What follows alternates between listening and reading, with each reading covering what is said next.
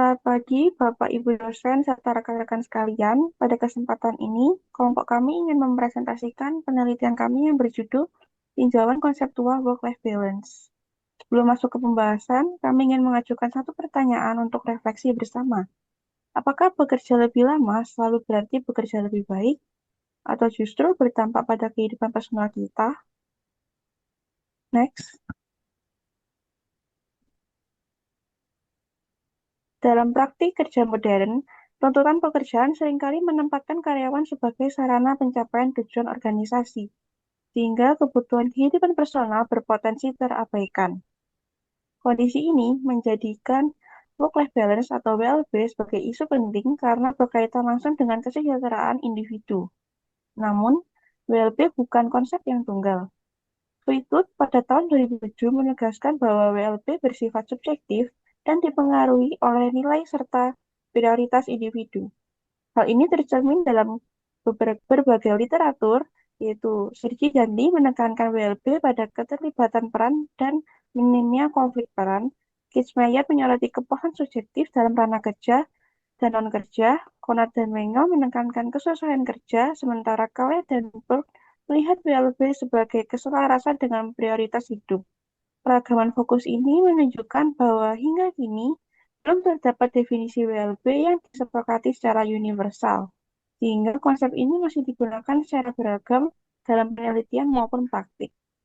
Berangkat dari kondisi tersebut, muncul pertanyaan penting, bagaimana kita dapat memahami WLB secara lebih utuh dan konsisten. Next. Oleh karena itu, kajian ini memiliki dua tujuan utama. Pertama, mengevaluasi dan membandingkan berbagai definisi WLB yang ada dalam literatur dengan menelaah fokus, penekanan, serta keterbatasan masing-masing definisi. Kedua, merumuskan definisi WLB secara integratif dengan menggabungkan elemen-elemen kunci dari berbagai perspektif teoritis sehingga dapat menjadi dasar konseptual yang lebih jelas dan relevan bagi penelitian selanjutnya. Pada bagian dalam pustaka ini, konsep work-life balance dibahas dengan menelusuri berbagai definisi dan perspektif yang dikemukakan oleh para peneliti secara kronologis untuk menunjukkan bagaimana pemahaman terhadap konsep ini berkembang dari waktu ke waktu. Selain itu, pembahasan pada bagian ini mengilustrasikan bagaimana masing-masing peneliti memaknai keseimbangan peran kerja dan non-kerja secara berbeda-beda. Pada tahap awal perkembangannya, Conner dan Mengel pada tahun 2000 mendefinisikan WLB sebagai tingkat keterlibatan atau kesesuaian yang sama-sama memuaskan di antara berbagai peran dalam kehidupan seseorang. Definisi ini menekankan pada aspek keselarasan peran. Next.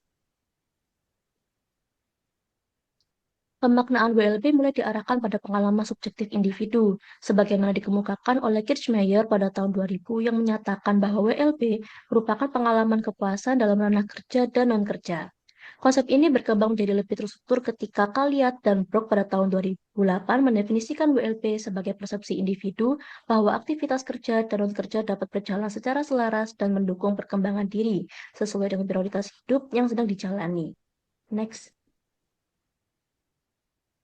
Perkembangan terbaru ditunjukkan oleh Sergi Danli pada tahun 2018 yang merumuskan konsep WLB ke dalam dua dimensi utama, yaitu tingkat keterlibatan yang tinggi dalam kehidupan kerja dan non-kerja, serta konflik peran yang minimal antara kedua domain tersebut.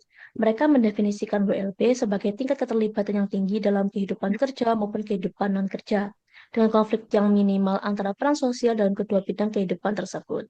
Kemudian Atkins et al. Pada tahun 2019 dalam Zaituni et al. Tahun 2024, kemudian memperluas pemahaman mengenai WLB dengan menekankan pentingnya keseimbangan antara tuntutan pekerjaan dan tanggung jawab keluarga yang dilakukan dengan mengurangi konflik sekaligus meningkatkan pemenuhan kebutuhan dan keinginan individu.